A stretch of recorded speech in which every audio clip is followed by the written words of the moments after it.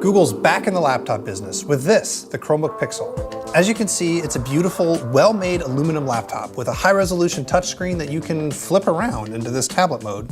The question for this review isn't, is it any good? Because it is very, very good at being a Chromebook.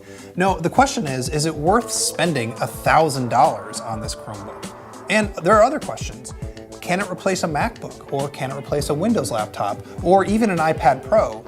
To answer those questions, we need to talk about the software.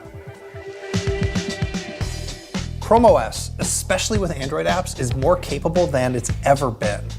I can use it for my job, for 90% of the stuff that I need to do. And I'm lucky enough to have other computers around for when I need to finish that last 10%.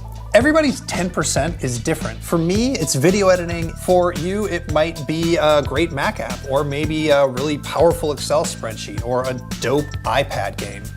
Now, I do believe that Android apps are going to get better at filling those gaps over time, but it's gonna take a while. I wouldn't go out and buy this thing in the hopes that the situation is gonna get better in the next few months, or even the next year. But today, right now, this machine is much more powerful than most people think. Web apps on it are really great. You can take them out of tabs and run them as separate windows and even split screen them, and a lot of those web apps work offline. But then there's the Android apps.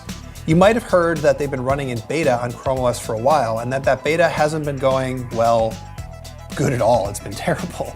But now they're out of beta on this machine, and I can report that they're better, but the situation is still a little bit tricky. Really, the main thing that I run into is it's weird to have two versions of the same app. So take Slack, for instance. It has a great web app, but in tablet mode, the Android app is way better. So you end up doing this awkward juggling between the two things.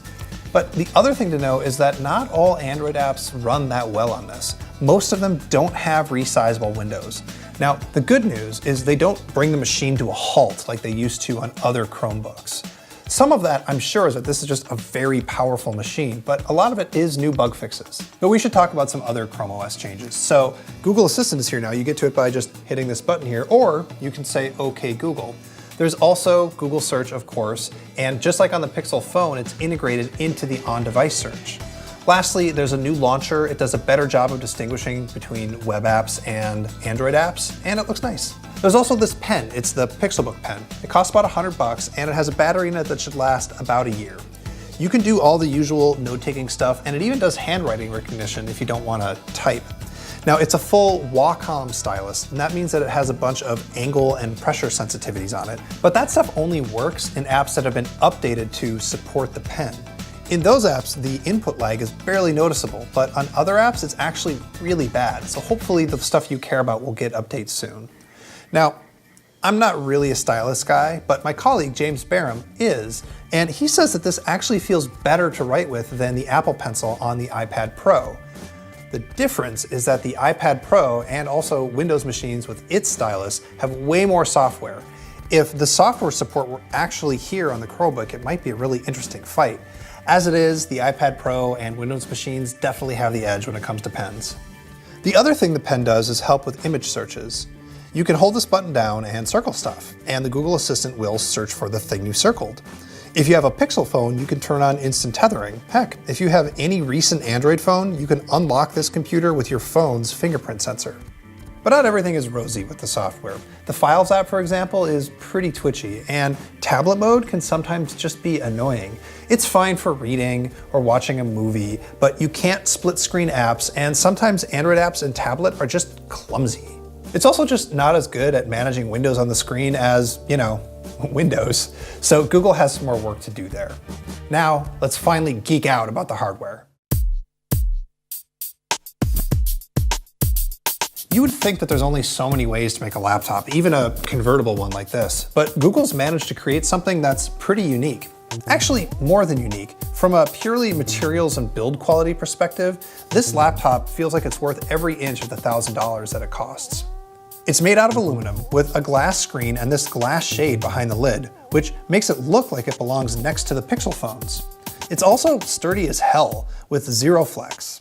It weighs just about 2.5 pounds and is a little under ½ an inch thick. The industrial design is also unique, with these squared off edges and symmetrical elements. It's just really nice. But there are a bunch of details here that are smart, like the palm rests. which are made out of silicone and feel better than metal to rest your palms on. I'm hoping they won't get grimy, but if they do, I'm betting they're going to be easier to clean than the fabric on Microsoft's Surface devices. The clever bit about those palm rests is that when you're using it in tablet mode, they act like anti-skid feet. They also do a good job of keeping the keyboard from touching the screen when it's closed. Just look at this little gap here. Now, the keyboard is great. It's got more key travel than a MacBook without being too much thicker. And I should also point out that it's backlit, which is a really stupid thing to point out, but a lot of Chromebooks don't have that, which is super annoying. The mouse is also really great. It's made out of matted glass and it's got a nice click. But I will say that when the laptop is closed, it's annoying because if you squeeze right here, you can click the mouse. As for the screen, it's a 12.3-inch display with a 3:2 aspect ratio, and the resolution is 2400 by 1600. It's really good, it's responsive to touch, and it's sharp. The bezels here, though, are a little bit bigger than I would like.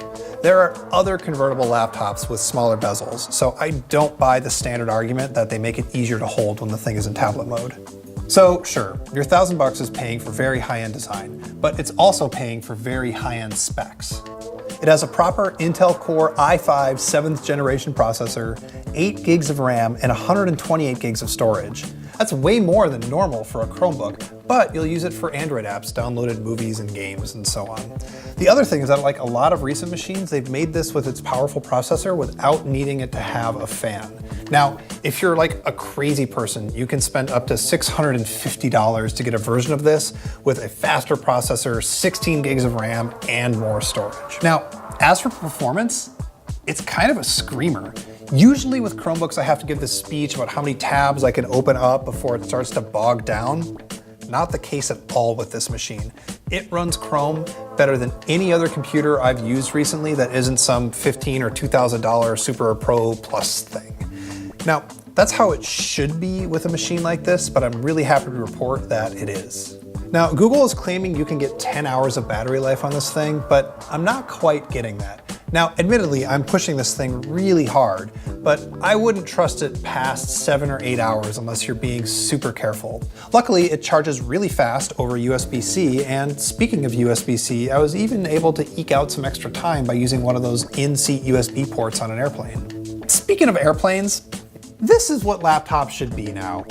Apple, good on you for refusing to put a touchscreen on your laptops, and Microsoft, good on you for making a traditional laptop, but this is just so convenient, especially when you're on an airplane, that it should be the shape of laptops from now on.